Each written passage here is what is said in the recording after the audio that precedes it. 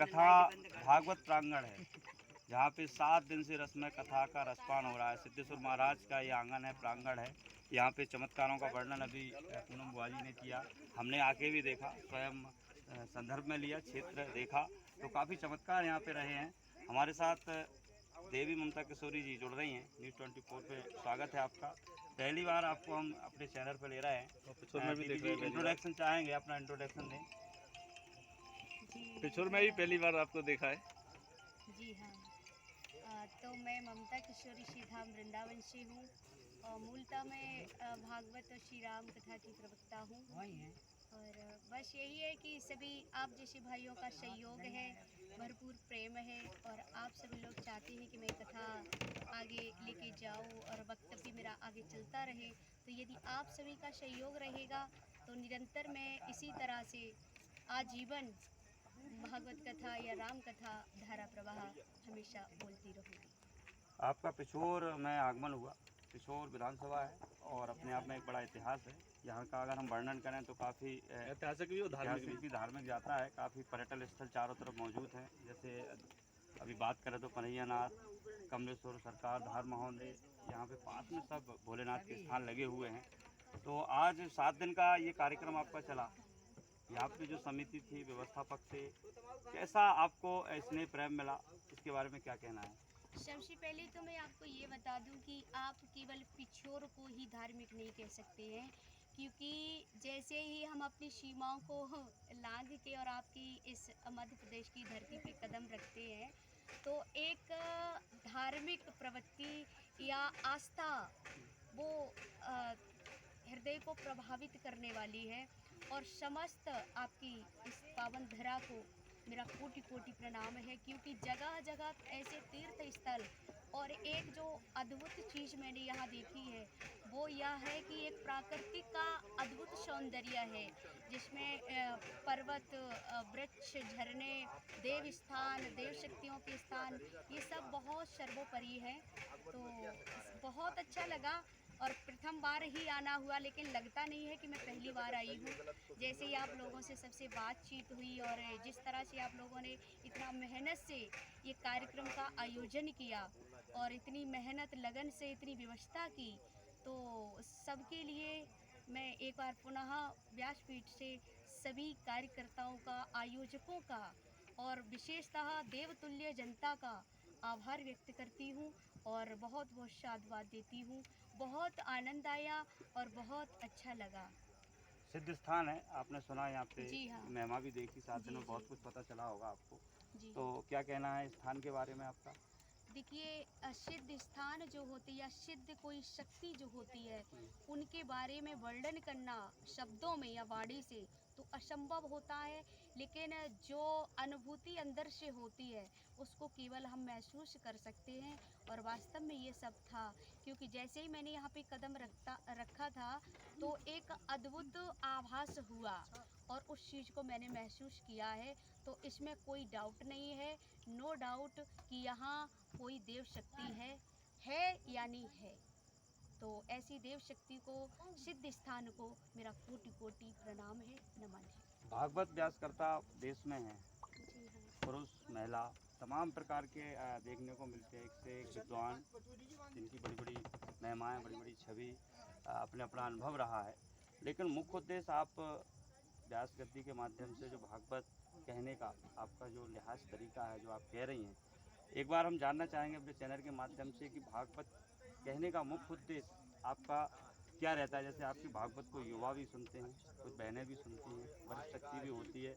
कई लोगों का उद्देश्य होता है कि कहीं मोटा पैसा या बड़ा पैसा, कुछ लोगों का उद्देश्य होता है कि नहीं, हमें सदाचार, शिष्टाचार, नैतिकता, देश की गतिविधियाँ या फिर प्रदेश की या सामाजिक स्तर को सुधारना। तो क्या कहना है आपका? मुख्य उद्देश्य हमें बताने की जरा कृपा करें आप।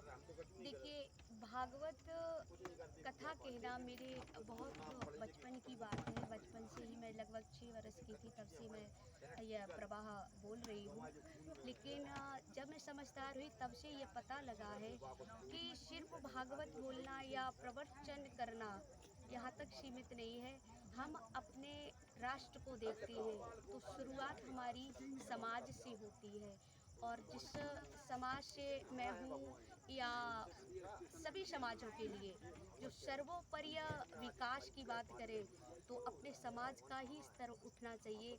और मेरा कथा कहने का मुख्य उद्देश्य है कि कैसे भी हो, आज की जो युवा पीढ़ी है कुछ गलत संगति के कारण या कुछ अभाव के कारण जो एक गलत दिशा को जा रही है, मैं सबसे एक ही प्रार्थना करती हूँ, शिक्षा भी ज़रूरी है और शिक्षा के साथ साथ संस्कार भी ज़रूरी है, क्योंकि बिना संस्कार के शिक्षा एकदम अधूरी है।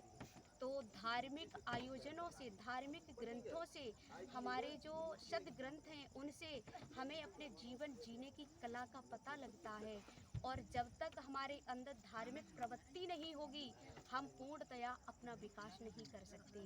तो सभी से मेरा एक अनुरोध है, इस भाग दौड़ भरी जिंदगी में आप आगे बढ़िए, कोई मनाही नहीं है, आप जितना आगे जा सकते जाइए, लेकिन उसके साथ साथ धरातल को मत छोड़िए, धरा को मत छोड़िए।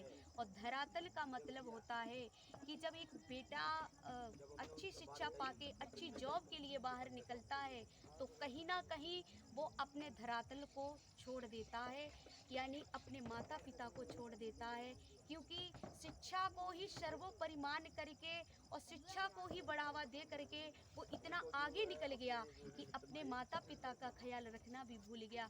दूर दूर जाके सेटल हो जाते हैं, माता पिता भूखे प्यासे बेचारे गांव में या जहां उनका निवास होता वहां पड़े रहते, इंतजार करते कि मेरा बेटा आएगा और मेरी सेवा करेगा या मुझे सहारा देगा, लेकिन ऐसा नहीं हो पाता है।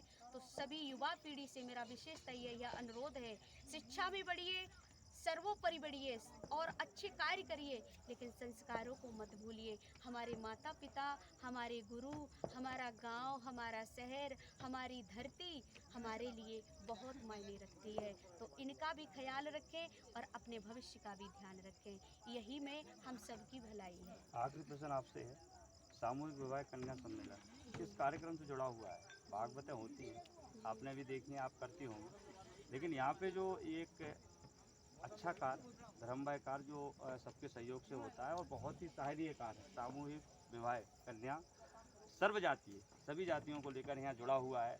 तो दोनों कार्य जुड़े हुए हैं, एक तो धर्म की गंगा बह रही है, एक और कार्य साथ में लगा हुआ है, तो आप कैसा महसूस कर रही है, क्या कहना है इस बारे में?